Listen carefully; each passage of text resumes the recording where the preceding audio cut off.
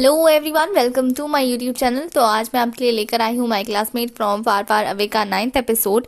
लेकिन अगर आपने इससे पहले के एपिसोड्स नहीं देखे हैं तो आई सजेस्ट पहले आप उन्हें देख लें, लिंक आपको डिस्क्रिप्शन में मिल जाएगा।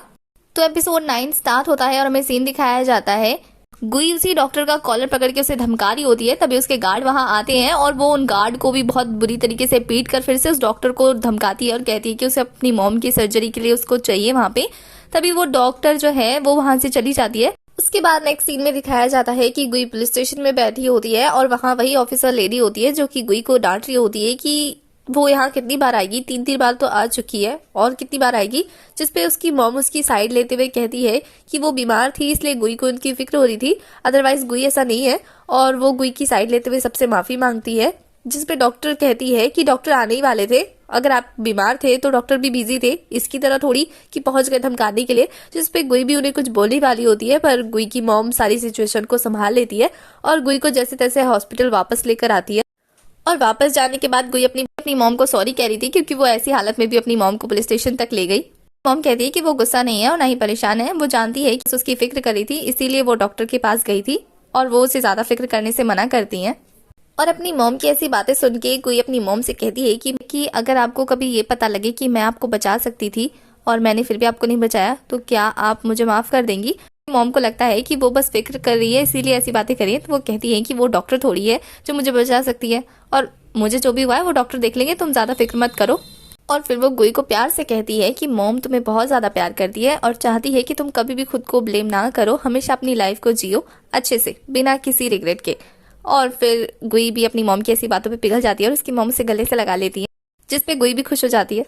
उसके बाद नेक्स्ट डे क्लास का सीन दिखाया जाता है जहां गुई का ध्यान बिल्कुल भी क्लास में नहीं होता है, वो बिल्कुल अपनी मॉम के ख्यालों में खोई होती है।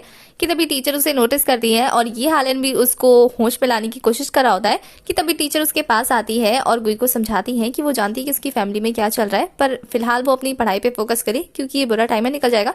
जिसपे गुई भी हैंडल करती है खुद को। उसके बाद हमें ये हेलन के डैड को दिखाया जाता है जिनके पास कोई वर्कर आता है और वो भी एक फाइल लेकर, और उस फाइल को देखकर उसके डैड कुछ सस्पिशियस हो जाते हैं। और फिर वहीं खाने की टेबल पे वो ये हेलन से पूछते हैं कि क्या उसने अपनी मॉम जैसे दिखने वाली किसी लेडी को देखा है इन दिनों। और उनकी ऐसी बातें सुन के ये हेलन उनसे पूछता है कि उन्हें कैसे पता लगा। तो उसके डैड कहते हैं कि वो उनका बेटा है और जिस तरह से वो अभी इन दिनों हरकत कर रहा था उससे उन्हें पता लग गया कि शायद उन्होंने अपनी मॉम जैसे दिखने वाली किसी लेडी को देखा होगा।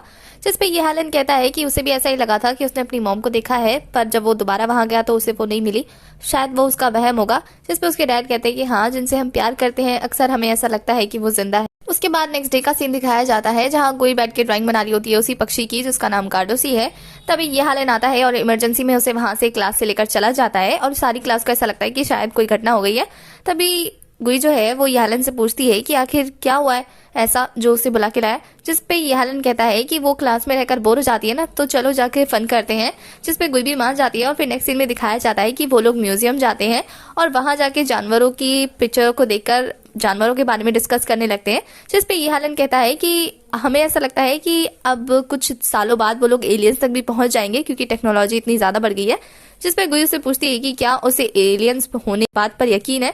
जिसपे ये हालन कहता है कि हाँ, जिस तरह ह्यूमंस होते हैं उस तरह एलियंस भी होंगे और वैसे भी यूनिवर्स कितना बड़ा है ना। जिसपे गुई भी हामी भरती है और फिर जब वो दोनों बाहर जाने लगते हैं तो ये हालन कुछ सामान लेने के लिए वापस अंदर चला जाता है और गुई वहीं रह जाती है। तभी उसके पास एक लेडी आती है और उससे टिश्यू पेपर मांगती है क्योंकि उसके हाथ गीले होते हैं और उसके सारे स्टूडेंट आसपास नहीं होते।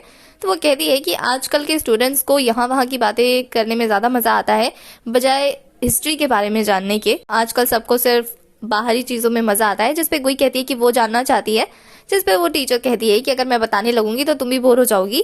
जिसपे गुई कहती है कि नहीं, उसे भी ह्यूमन बींग्स के अलावा जो भी अलग जानवर होते हैं उनके बारे में जानना अच्छा लगता है। और वो अपना इंटरेस्ट शो करती है और उसके इतने काइंड इंटरेस्ट को देखकर वो टीचर कहती है कि ठीक है, अगर तुम इतना ज्यादा चाहती हो तो मेरे साथ चलो। तभी ये हालन भी वहां आ जाता है और उन टीचर के कुछ स्टूडेंट्स भी आ जाते हैं, तो अपने कानों में माइक्रोफोन लगाकर वहां से जाने लगती है। तो गुई कहती है कि वो भी उन्होंने कानों में क्या लगाया पॉम पॉम सा।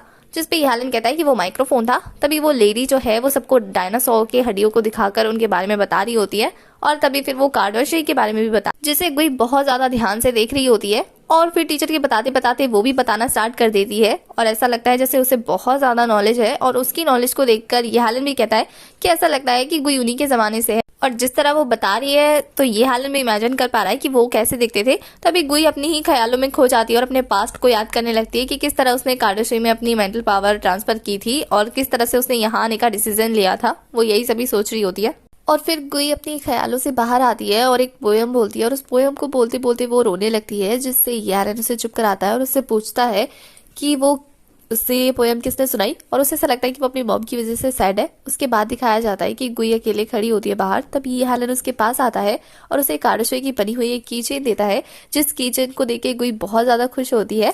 और ये हालन कहता है कि लगता है उसे कार्डोशे में बहुत ज्यादा इंटरेस्ट है और पहले वो उसे बेवकूफ लगती थी, उसके बाद अपनी कॉम्पिटिटर, जिसपे गुई कहती है और अब। तो ये हालन कहता है कि अब वो उसे बस एक अच्छी सी क्लासमेट और दोस्त लगती है। उसके बाद नेक्स्ट सीन में दिखाया जाता है कि गुई वही कीचेन लेकर रिकॉर्डिंग स्टार्ट करती है और सोचती है कि उसके आसपास कितने अच्छे लोग हैं, पर उसे जो चाहिए वो उसे अभी तक नहीं मिला है। शायद उसने गलत टाइम पे अपनी आंखें खोल ली है। मतलब वो ये कहना चाहती है कि वो गलत टाइम पे आ गई है, जिसकी वजह से उसके आसपास कुछ ज्यादा ही अच्छे लोग हैं और वो उनकी हेल्प नहीं कर पा रही है, जबकि वो करना चाहती है। उसके बाद वो नेक्स्ट मॉर्निंग पहुंच जाती है अपनी मॉम के पास और वो उनका हाथ पकड़ के उन्हें ठीक करने के लिए अपनी मेंटल पावर देने लगती है, जिसपे उसकी मेंटल पावर कम होने लगती है कि तभी यूचन आता है और उसे ऐसा करने से रोकता है और उसे आकर बताता है कि डॉक्टर आ गए हैं, जिससे उनकी मॉम की सर्जरी हो जाएगी। और इस बात से गुई भी बहुत ज्यादा खुश होती है।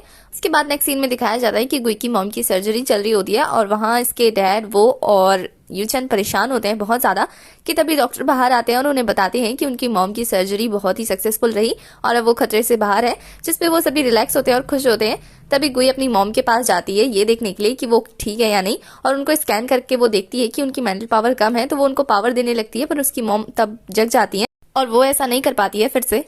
और यहाँ पे उसकी मॉम उसके साथ बहुत इमोशनली बातें करती है, जिससे यहाँ उनके और गुई के बीच में एक बॉन्डिंग हो जाती है। उसके बाद नेक्स्ट सीन में दिखाया जाता है कि गुई पहुंचती है जिम में और वहां जाकर वो उसी बॉडीगार्ड से मिलती है और वो बॉडीगार्ड उसे देखकर खुश हो जाती है। तो गाइस, यहाँ मुझसे बहुत बड़ी मिस्टेक हो गई है। एक्चुअल में गुई का नाम आबू दवे है, जो कि एलियन में है, और गुई जो है वो एग्जैक्ट वही एजेंट है, यानी वो बॉडीगार्ड, उसका नाम गुई है। मेरी गलती से मुझे नाम स्विच करना पड़ रहा है इन दोनों का। तो गुई उनके टीम में ज्वाइन होने के लिए मान जाती है और इस बात से वो खुश होते हैं और वो कहते हैं कि वो उन्हें दिखाने जाएंगे अपना एरिया, जिसपे गुई उन्हें कहती है कि वो चलेगी पर स्कूल के बाद, जिसपे वो भी मान जाते हैं। और फिर नेक्स्ट सीन में दिखाया जाता है कि गुई अपनी मॉम के साथ पार्क जाती है और वहां जाके वो बहुत सारी मस्ती करती है, बहुत सारे राइड्स में एंजॉय करती है और यहाँ गुई सच में एक बेबी जैसे अपनी मॉम की केयर कर रही होती है। उसके बाद नेक्स्ट सीन में दिखाया जाता है कि गुई स्कूल की ड्रेस में बैठी होती है। तभी उसके पास एक लड़का एक कुरियर लेकर आता है और जब गुई उसको पढ़ती है तो उसमें लिखा होता है कि वो लोग आ गए, जिससे गुई को पता लग जाता है कि उसकी एजेंट वाली ग्रुप उनसे मिलने आ गई है, जिससे गुई खुश होती है। तो ये हालन उसके पास आता है और कहता है कि क्या उसे किसी ने लव लेटर सेंड किया है, जिसे गुई रिजेक्ट करती है कि ऐसा नहीं है, जिसपे ये हालन को थोड़ा थोड़ा यकीन तो नहीं हो रहा होता है, पर वो फिर भी ऐसे मजाक में बोल रहा होता है कि शायद उसे पक्का किसी ने लव लेटर दिया है, इसलिए तो, जिसपे गुई कहती है कि उसे किसी से मिलना है और ये अर्जेंट है, और ये बोल के वो वहां से चली जाती है। और ये हालन को कुछ खास अच्छा नहीं लग रहा होता है गुई को वहां से जाने देने के लिए, और गुई उधर चली जाती है उस बॉडीगार्ड के पास।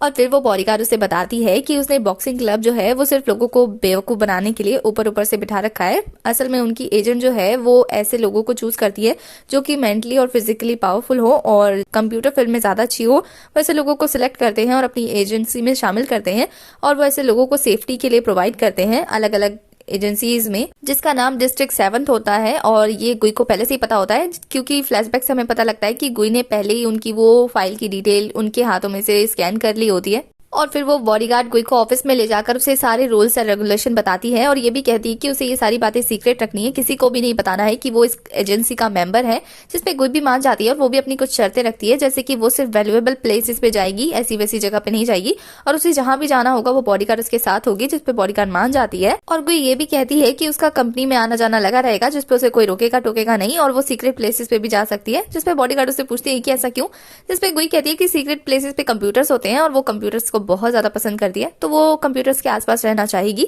जिससे वो एजेंट खुश हो जाती है, क्योंकि गुई ने साफ साफ बता दिया होता है अपना रीजन। एजेंट भी हामी भर देती है, तो गुई उस कॉन्ट्रैक्ट को साइन कर देती है, जिससे उन दोनों की डील हो जाती है। और फिर वो एजेंट उसे ले जाती है कंप्यूटर्स लैब दिखाने के लिए, और गुई उस लैब को बहुत ही गौर से देखने लगती है, बहुत ही डिटेल में उस लैब का ब्यौरा ले रही होती है गुई।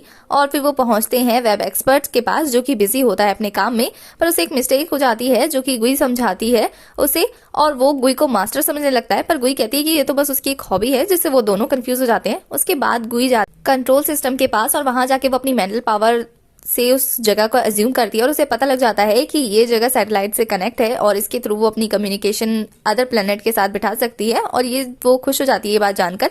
जब इसके पास एजेंट आती है और उसे कहती है कि उसे जाकर आराम करना चाहिए और यहाँ का काम वो बाद में देख सकती है, जिसपे वो भी मान जाती है। पर गुई जाते जाते सोच रही होती है कि उसे यहाँ जल्दी आना होगा और अपना काम जल्द से जल्द निपटाना होगा।